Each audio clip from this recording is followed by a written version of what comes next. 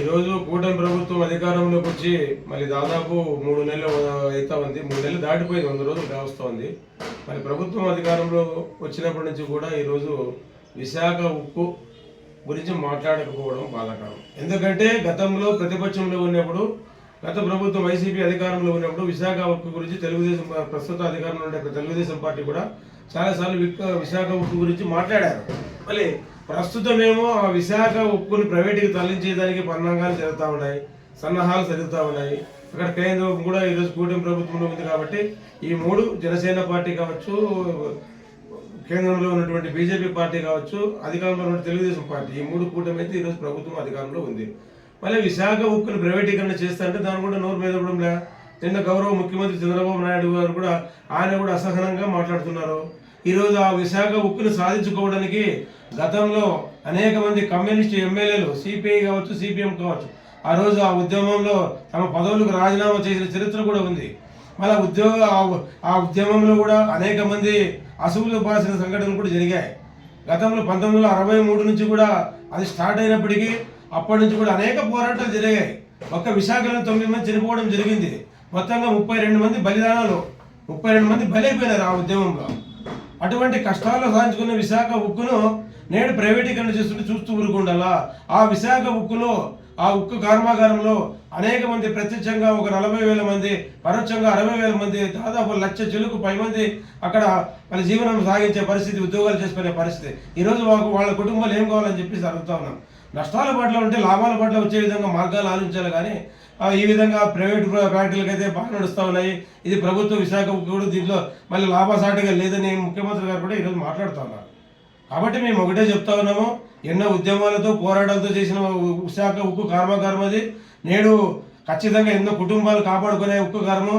ఆంధ్రప్రదేశ్ యొక్క ఉమ్మడి రాష్ట్రంలో ఉన్నప్పుడు అప్పుడు 1960 నుంచి ఉద్యమం మొదలయ్యి 63, 64, 66 అప్పటి ప్రధానమంత్రి గారు కూడా మరి విశాఖ ఉక్కుని ఇస్తే, స్టీల్ ప్లాంట్ ఇస్తే ఇక్కడ ఉమ్మడి రాష్ట్రంలో బాగుంటుందని చెప్పిన సందర్భాలు కూడా ఉన్నాయి. మన అన్ని అందరికీ జగమెరిగిన సత్యం, అందరికీ తెలిసిన విషయాలు. ఈరోజు తరలిస్తూ ఉంటే నిమ్మకు నీరెత్తుకపోవడము, ఒక ఎమ్మెల్యే మాట్లాడు, ఒక ఎంపీ మాట్లాడరు. అదేవిధంగా ప్రతిపక్షంలో ఉండే వాళ్ళు కూడా నోరు పెదలుగా ఉప్పులేకపోవడం చాలా బాధాకరం. గతంలో అధికారంలో ఉన్నప్పుడు మాట్లాడలే, ప్రతిపక్షం ఈరోజు అధికారం లేకపోయినా కూడా మాట్లాడడం లే. మళ్ళీ ఈ ఎంపీలు, ప్రస్తుత ఎంపీలందరూ కూడా వాళ్ళు గట్టిగా, ఎందుకంటే కూటమి ప్రభుత్వం కాబట్టి ఈరోజు ఢిల్లీ వెళ్ళి వాళ్ళ ప్రధానమంత్రి గట్టిగా మళ్ళీ నిలదీయాల్సిన పరిస్థితి, అడగాల్సిన పరిస్థితి ఉంది. ఎందుకంటే దీన్ని తరలించుకొని పోకుండా చూసే బాధ్యత రాష్ట్ర ప్రస్తుత కూటమి ప్రభుత్వానికి ఉంది. ఈ 1,00,000 కుటుంబాలను కాపాడుకునే బాధ్యత ఈ ప్రభుత్వాలకు ఉంది.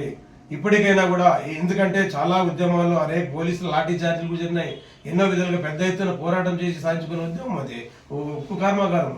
అటువంటి ఉక్కు కర్మాగారం చూస్తే ఈరోజు ఏఐటీసీ కానీ, సిఐటి కానీ, సిపిఐ, సిపిఎం పార్టీలు, ఇతర లెఫ్ట్ పార్టీలు ఏవైతే కూడా చూస్తూ నిద్రపోయే పరిస్థితి అయితే ఉండదు. విశాఖ ఉక్కుని తరలిస్తే మాత్రము పెద్ద ఎత్తున ఉద్యమాలు అన్ని జిల్లాలో, ఈరోజు రాష్ట్రంలో కూడా కమ్యూనిస్ట్ పార్టీలు నిర్ణయం తీసుకుంటా ఉన్నాయి. అక్కడ ఫుల్ వాళ్ళకి మద్దతు ఇస్తూ ఉన్నారు. కార్మికులు దాదాపు గత ప్రభుత్వం నుంచి కూడా ఇప్పటి వరకు కూడా ఉద్యమం గురించి, దాని సాధన కోసము ప్రతిరోజు నిరంతరం అనేక రూపాల్లో, వివిధ రూపాల్లో అక్కడ కార్యక్రమాలు చేపడతా ఉన్నారు, నిరసనలు చేస్తూ ఉన్నారు, రాస్తారోకలు చేస్తూ ఉన్నారు, పోలీసులతో ఏట్లు తింటా ఉన్నారు. అంటే పోలీసులతో వీడ్చుకొని వెళ్ళినా కూడా వాళ్ళ ఉద్యమాన్ని వాళ్ళ ఊపిరి ఉన్నంత వరకు కూడా మేము చేస్తామని చెప్పేసి పెద్ద ఎత్తున నిర్ణయం తీసుకుని అక్కడ కూర్చోవడం జరిగింది. దాదాపు 3 సంవత్సరాలు, 4 సంవత్సరాల నుంచి కూడా అక్కడ నిరంతరం ఏదో ఒక రూపంలో అక్కడ ఉద్యమం కొనసాగిస్తూనే ఉన్నారు. మరి కాబట్టి ప్రభుత్వ నిర్ణయాలు కూడా, ప్రభుత్వ అనాలోచిత ఆలోచనలు కూడా మానుకోవాల్సిన అవసరం ఎంతైనా ఉంది. ఎందుకంటే ఈరోజు కూటమి ప్రభుత్వం వచ్చిందని అందరూ హర్షం వ్యక్తం చేస్తూ ఉన్నారు, అత్యధిక మెజార్టీతో గెలిపించారు. మరి ఎంతో ఈ ఆంధ్రప్రదేశ్ కళ, విశాఖ ఉక్కు ఆంధ్రుల హక్కు. అటువంటి ఉక్కు కర్మాగారాన్ని తరలిస్తే చూస్తూ సహించేది ఉండదు. ఈ ఉక్కు కర్మాగారం ప్రైవేట్ పరం చేసే విధంగా పోతే పెద్ద ఎత్తున ఉద్యమాలు చేపడతాం. ఉక్కు కర్మాగారం నిలబెట్టుకునేంత వరకు కూడా అనేక రకంగా పెద్ద ఎత్తున ఉద్యమాలు చేసి పోరాటాలతో ముందుకు పోతామని చెప్పి తెలియజేస్తాము.